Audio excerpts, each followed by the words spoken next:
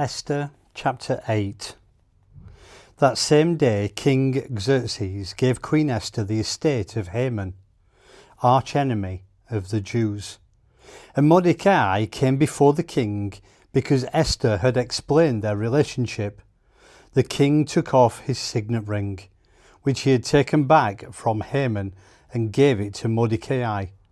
Esther appointed Mordecai over Haman's estate. Then Esther again spoke to the king, falling at his feet, begging with tears to counter the evil of Haman the Agagite and revoke the plan that he had plotted against the Jews.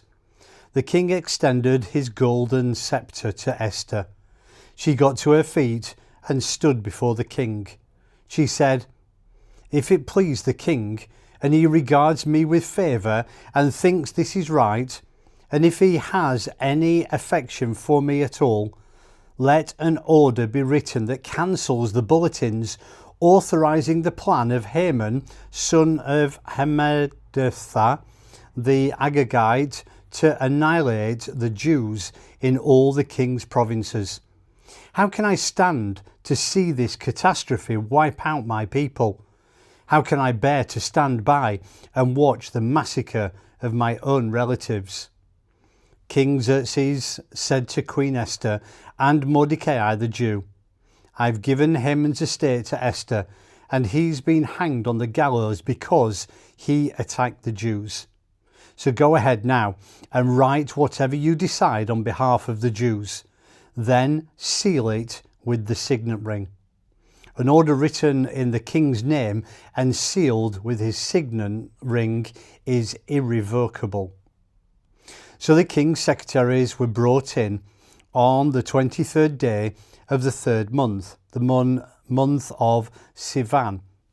And the order regarding the Jews was written word for word as Mordecai dictated, and was addressed to the satraps, governors and officials of the provinces of India to Ethiopia. 127 127 provinces in all, to each province in its own script, and each people in their own language, including the Jews in their script and language. He wrote under the name of King Xerxes and sealed the order with the royal signet ring. He sent out bulletins by couriers on horseback, riding the fastest royal steeds bred from the royal stud.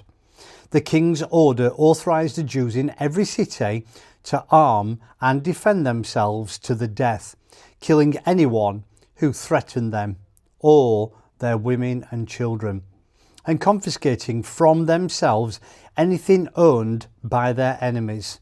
The day set for this in all King Xerxes' provinces was the 13th day of the 12th month, the month of Adar.